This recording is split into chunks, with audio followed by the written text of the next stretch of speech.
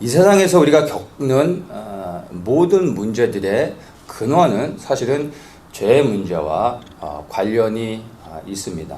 로마서 3장 23절에 이렇게 말하죠. 모든 사람이 죄를 범하였음에 하나님의 영광에 이르지 못했다라고 말을 하고 있습니다. 그래서 죄로 인하여 하나님의 영광에 이르지 못했다. 그것으로 인하여 바로 이 세상에 많은 문제들이 생기게 됩니다. 하나님의 영광에 이르지 못했다는 것은 하나님과의 관계가 깨어졌다라는 겁니다. 그 결과로 생긴 것이 로마서 5장 12절에서 그 결과에 대해서 말해줍니다. 이러므로 한 사람으로 말미암아 죄가 세상에 들어오고 죄로 말미암아 사망이 왔나니 이와 같이 모든 사람이 죄를 지었으므로 사망이 모든 사람에게 이르렀느니라. 그래서 죄로 인하여 생긴 가장 큰 문제가 사망인데 이 사망의 문제가 우리에게 가장 우리를 두렵게 하는 것입니다. 근데 이 단순히 사망만 임한 것이 아니라 이 죽음이라는 것이 동반하고 있는 수많은 문제들이 있습니다. 그런 것들이 바로 이제 육신의 질병, 정신적인 질병, 그리고 아픔과 상처, 그리고 여러 가지 많은 문제들. 이것이 사망과 함께 우리의 삶 가운데서 끊임없이 괴롭히는 것들입니다. 그래서 근본적인 이 죄의 문제가 해결되지 않고서는 이 땅에 살아가는 동안에 끊임없이 사망에 대한 것, 그리고 그 사망이 가지고 오는 수많은 부수적인 문제들을 해결할 수는 없습니다. 자, 이렇게 1차적으로는 모든 사람들의 문제가 죄와 관련됐다라는 것을 부인할 수는 없습니다.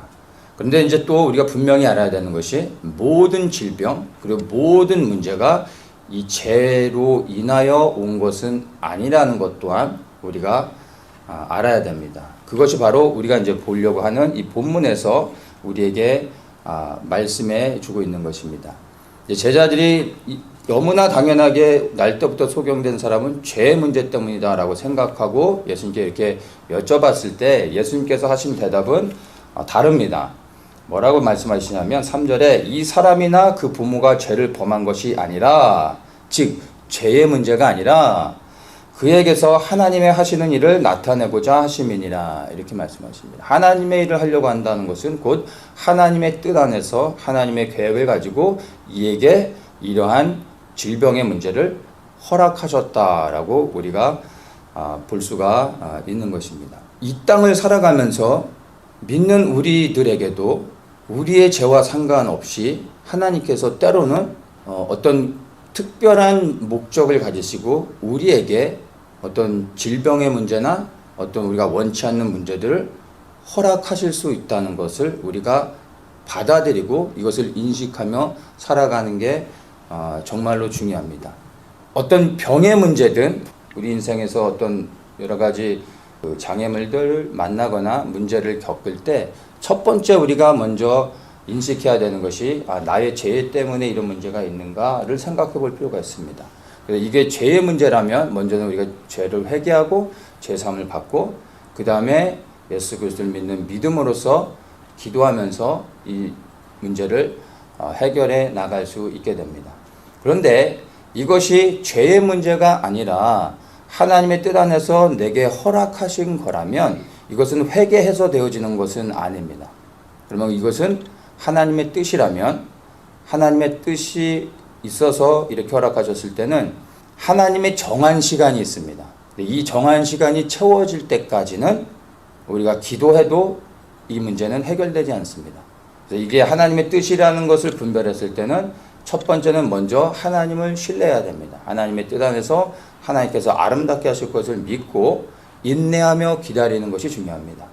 이 소경의 문제는 우리가 분명하게 볼 수 있는 것은 이 사람의 죄가 아니라 하나님의 분명한 계획이 있어서 이렇게 하셨고 이젠 하나님의 시간이 되어서 하나님께서 이제 이 문제를 해결해 주시는 것을 우리가 이제 볼 수가 있습니다. 주님께서 각 사람의 믿음을 통해서 치료하기 원하십니다. 이게 주님이 치료하시는 방식입니다. 믿음이 없이 예수님께서 치료하시게 되면 치료를 받아도 반드시 이 사람은 다시 묶이게 됩니다. 그래서 치료하실 때 믿음을 동원케 하시고 그 사람의 믿음을 통해 치료하심으로 이제 똑같은 문제들 또 다른 문제들이 올 때 믿음으로 이것들을 이겨나갈 수 있도록 하기 위해 믿음을 동원케 하시는 것을 우리가 이해할 수 있어야 됩니다. 이소경은 날 때부터 그냥 소경으로 태어났고 한 번도 복음을 듣지 못했습니다. 이 사람에게는 믿음이 없는 상태입니다. 그래서 이 사람에게 뭔가 믿음으로 반응하면서 예수님께 나아올 수 있도록 예수님께서 이 사람의 어떤 그 믿음을 이렇게 끌어내기 위해서 일부러 진흙에 침을 바르고서 실로암 못에 가서 씻으라고 말씀하셨다는 것입니다.